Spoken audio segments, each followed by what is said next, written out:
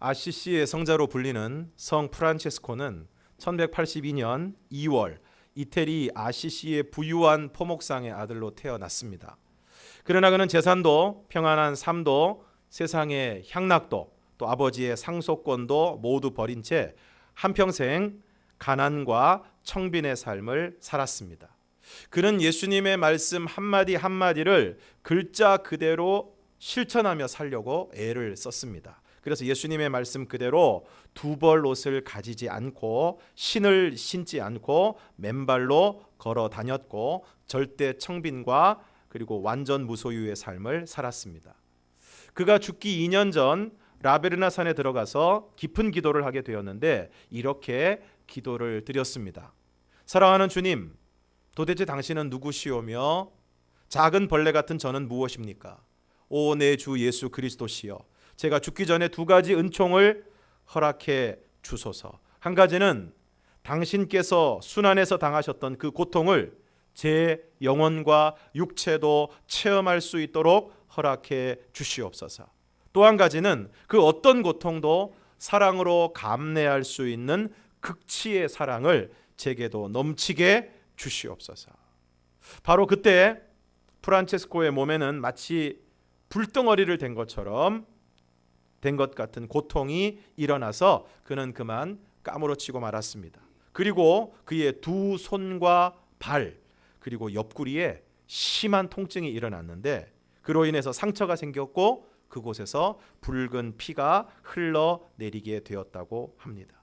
이처럼 주님의 고통을 체험하기를 원했던 그에게 주님의 고난의 흔적이 생겨나게 된 것입니다. 오늘 아브라함이 99세 때에 여호와께서 아브라함에게 나타나십니다. 그리고 말씀하십니다. 나는 전능한 하나님이라. 너는 내 앞에서 행하여 완전하라. 여기서 전능한 하나님에 해당하는 원어는 엘 샤다이입니다. 엘 샤다이의 뜻은 절대적이고 우주적인 통치자라는 뜻을 가지고 있습니다. 그래서 구약 성경을 헬라어로 번역한 70인역에서는 판토크라토르, 전능자로 번역을 했습니다. 보통 하나님의 이름을 우리가 세 가지 정도로 흔히 볼 수 있습니다. 첫 번째는 구원의 하나님을 뜻하는 여호와, 성경에 많이 나오죠. 여호와. 두 번째는 온 천지 만물을 창조하시고 그것을 보존하시는 하나님, 창조주 하나님으로서 엘로힘. 그리고 마지막 오늘 본문에 나오는 엘 샤다이라는 명칭이 있습니다. 그런데 구원의 하나님을 뜻하는 여호와 그리고 천지를 창조하시고 보존하시는 하나님을 뜻하는 엘로힘에 비해서 엘 샤다이는 하나님의 계획과 약속을 어떤 일이 있어도 이루시는 전능하신 하나님, 전능하신 하나님을 뜻하는 것입니다. 오늘 하나님께서 아브라함에게 자신을 전능한 하나님 엘 샤다이라고 하시면서 말씀을 하십니다. 너는 내 앞에서 행하여 완전하라. 새 번역에서는 이렇게 말씀합니다. 나에게 순종하며 흠없이 살아라. 그러므로 완전하라는 말씀은 흠없이 살면서 하나님께 온전히 순종하는 상태를 말씀하고 있는 것입니다. 그러면서 하나님이 아브라함과 언약을 맺으십니다. 본문 2절에서 8절을 우리가 함께 읽겠습니다. 본문 2절에서 8절 시작. 내가 내 언약을 나와 너 사이에 두어 너를 크게 번성하게 하리라 하시니 아브라함이 엎드렸더니 하나님이 또 그에게 말씀하여 이르시되 보라 내 언약이 너와 함께 있으니 너는 여러 민족의 아버지가 될지라. 이제 후로는 내 이름을 아브라함이라 하지 아니하고 아브라함이라 하리니 이는 내가 너를 여러 민족의 아버지가 되게 함이니라. 내가 너로 심히 번성하게 하리니 내가 내게서 민족들이 나게 하며 왕들이 내게로부터 나오리라. 내가 내 언약을 나와 너 및 내 대대 후손 사이에 세워서 영원한 언약을 삼고 너와 내 후손의 하나님이 되리라. 내가 너와 내 후손에게 내가 거류하는 이 땅 곧 가나안 온 땅을 주어 영원한 기업이 되게 하고 나는 그들의 하나님이 되리라. 2절에서 보면 내가 내 언약을 나와 너 사이에 두어 먼저 너를 크게 번성하게 하리라 말씀하고 있습니다. 그리고 4절에서 내 언약이 너와 함께 있으니 너는 여러 민족의 아버지가 될 것이라고 말씀하십니다. 그리고 5절에서 이제 후로는 내 이름을 아브라함이라 하지 않고 아브라함이라고 하라고 말씀하십니다. 우리가 보기에는 비슷한 이름인 것 같은데 그 뜻을 보면 아브라함은 존귀한 아버지라는 뜻이고 아브라함은 이어지는 말씀에 있는 것과 같이 여러 민족의 아버지라는 뜻을 가지고 있습니다.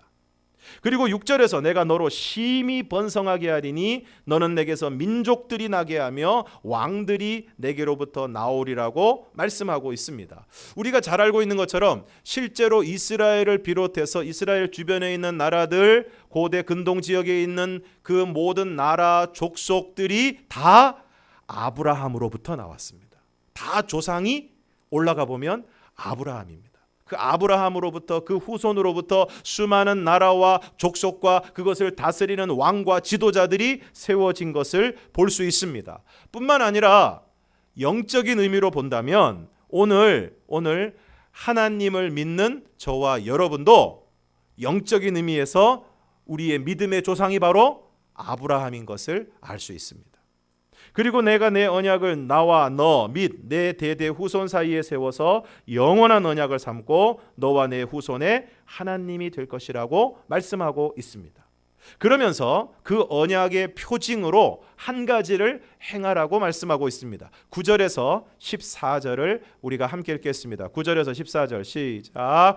하나님이 또 아브라함에게 이르시되 그런즉 너는 내 언약을 지키고 내 후손도 대대로 지키라. 너희 중 남자는 다 할례를 받으라. 이것이 나와 너희와 너희 후손 사이에 지킬 내 언약이니라. 너희는 포피를 베어라. 이것이 나와 너희 사이의 언약의 표징이니라. 너희의 대대로 모든 남자는 집에서 난 자나 또는 너희 자손이 아니라 이방 사람에게서 돈으로 산 자를 막론하고 난지 8일 만에 할례를 받을 것이라. 너희 집에서 난 자든지 너희 돈으로 산 자든지 할례를 받아야 하리니 이에 내 언약이 너희 살에 있어 영원한 언약이 되려니와 할례를 받지 아니한 남자 곧 포피를 베지 아니한 자는 백성 중에서 끊어지리니 그가 내 언약을 배반하였음이니라.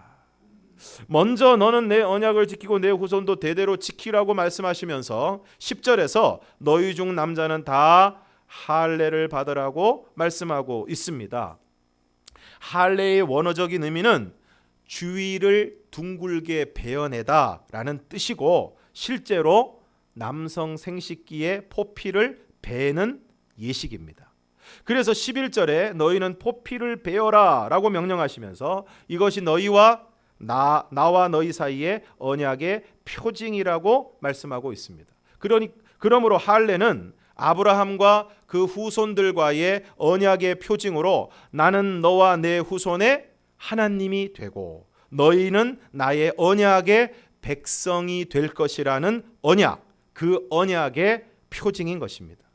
그러므로 너희는 너희의 대대로 모든 남자는 집에서 난 자나 또는 너희 자손이 아니라 이방 사람에게서 돈으로 산 자를 막론하고 난지 8일 만에 할례를 받으라는 것입니다.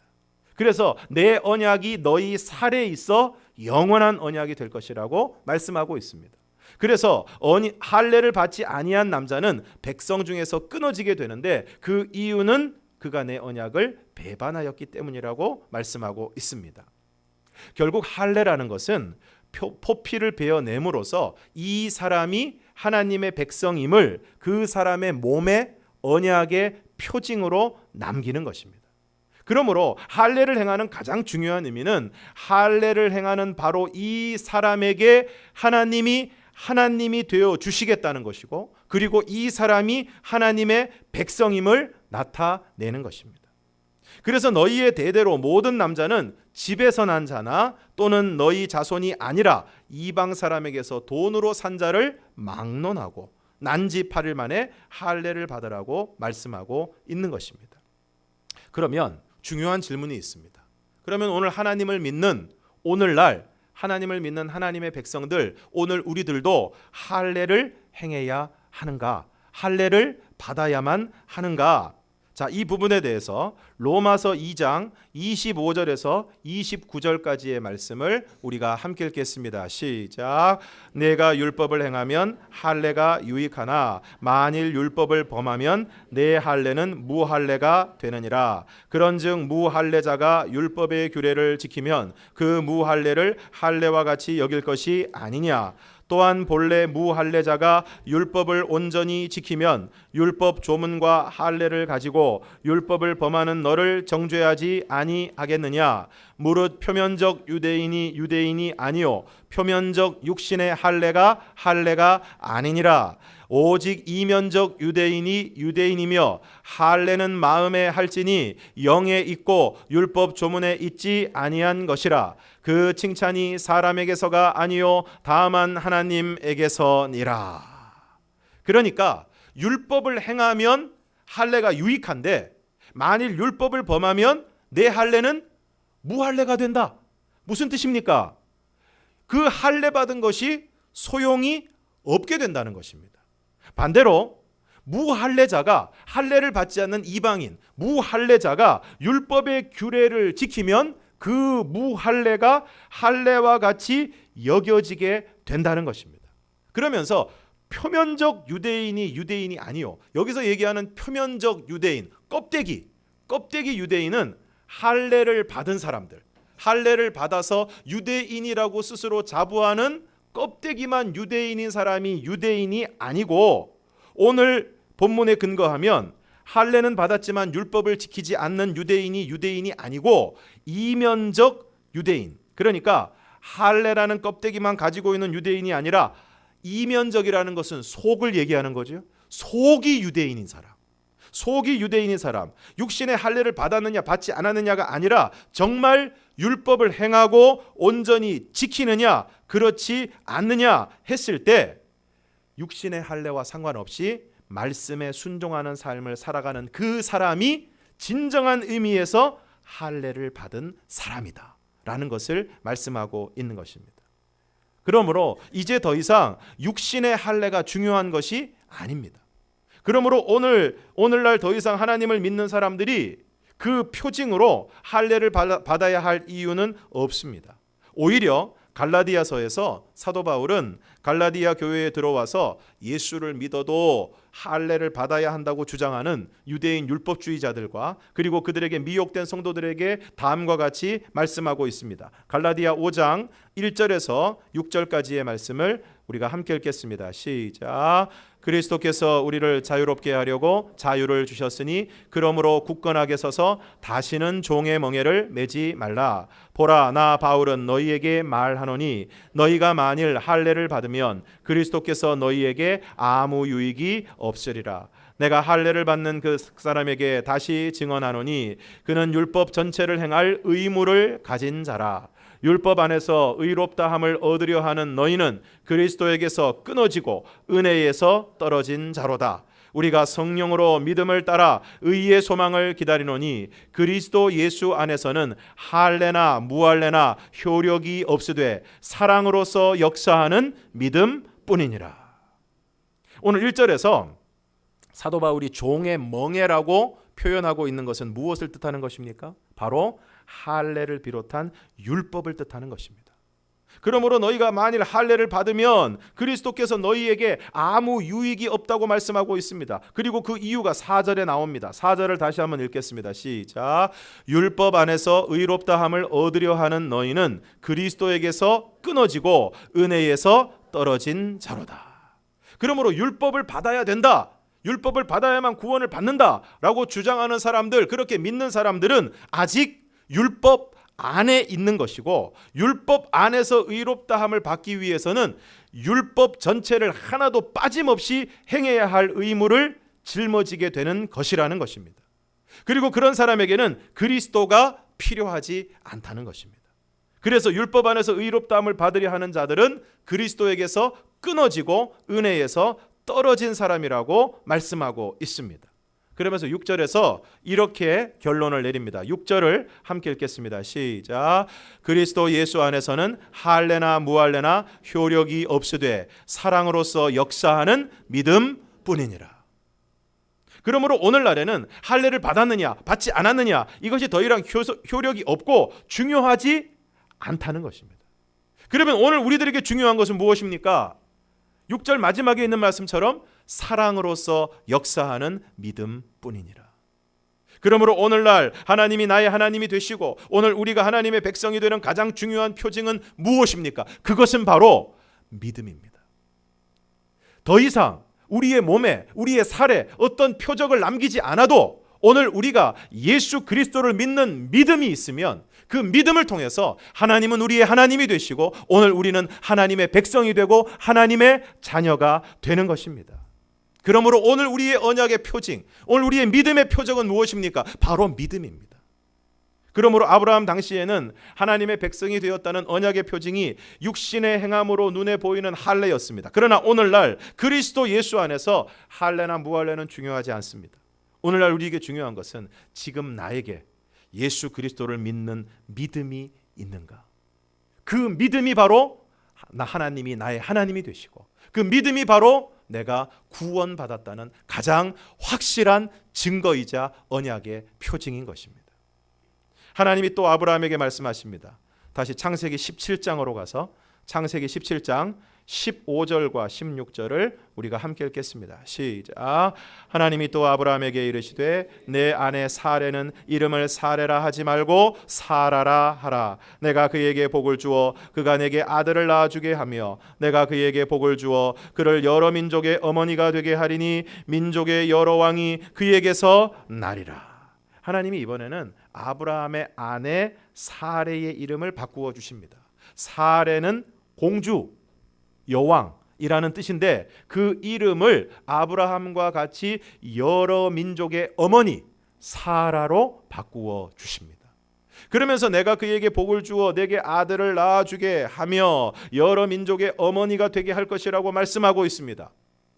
그런데 주목해 보아야 될 것은 오늘 이러한 하나님의 말씀에 대한 아브라함의 반응입니다. 17절과 18절을 함께 읽겠습니다. 시작. 아브라함이 엎드려 웃으며 마음속으로 이르되 100세 된 사람이 어찌 자식을 낳을까? 사라는 90이 있으니 어찌 출산하리요? 하고 아브라함이 이에 하나님께 아뢰되 이스마엘이나 하나님 앞에 살기를 원하나이다. 아브라함이 어떻게 했습니까? 웃었습니다. 좋아서 웃은 것이 아닙니다. 어이가 없어서 웃은 것입니다. 100세 된 사람이 어찌 자식을 낳을까? 사라는 90세니 어찌 출산하리요? 자기 몸은 자기가 제일 잘 압니다. 100세 된 사람이 어찌 자식을 낳고 하물며 사라는 90세인데 어찌 아이를 낳겠느냐는 것입니다. 그래서 웃은 것입니다. 그리고 하는 말이 이스마엘이나 하나님 앞에서 살기를 원하나이다.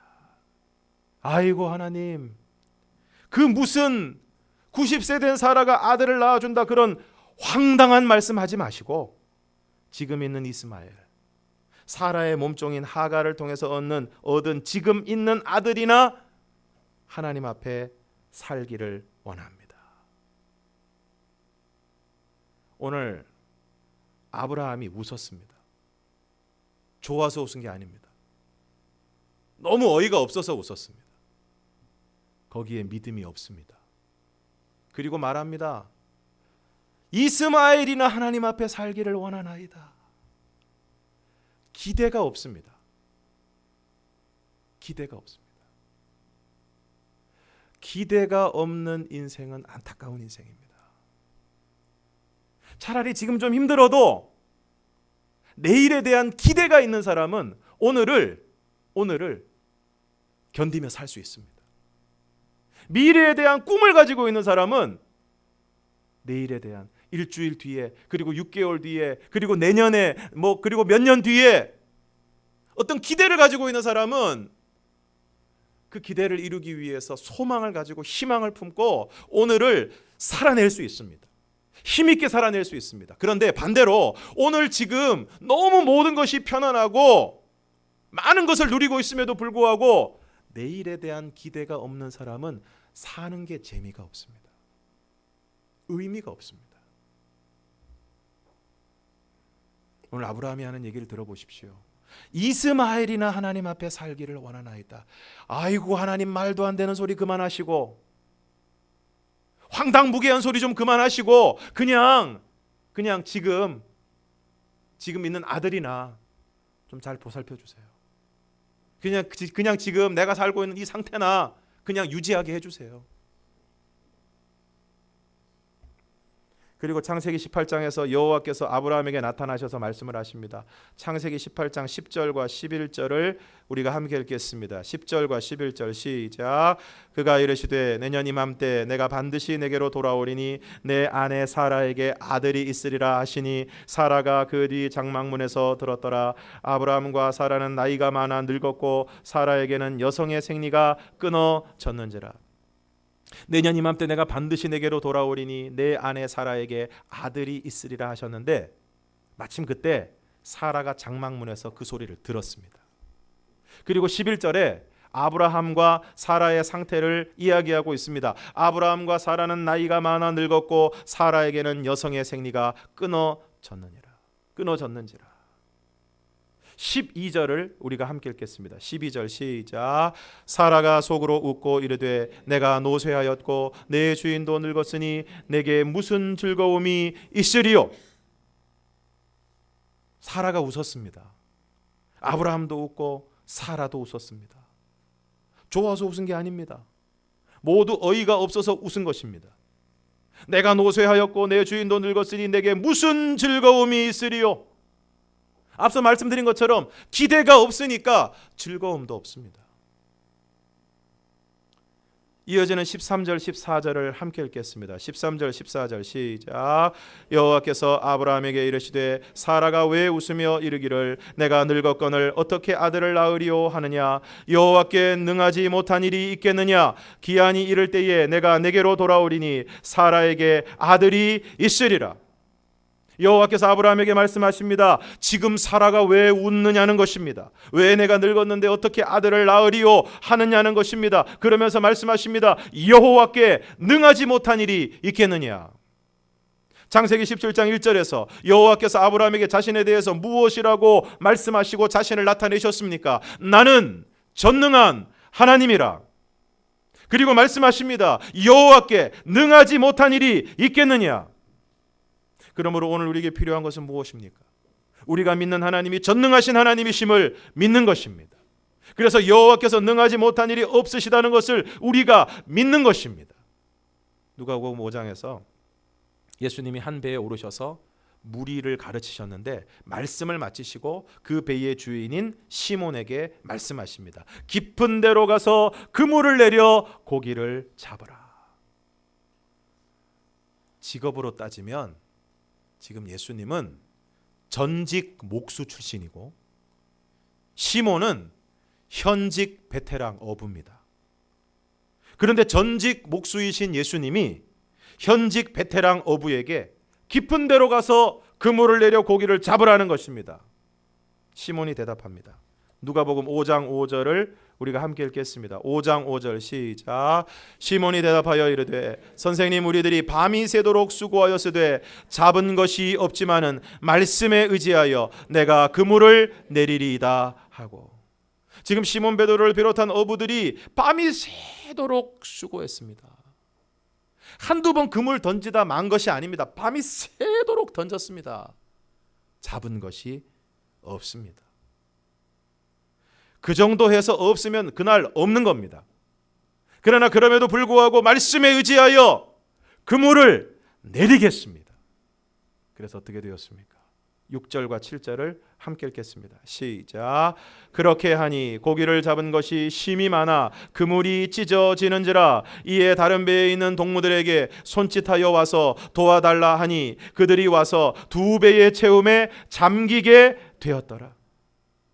그러므로 정말 중요한 언약의 표징은 믿음입니다.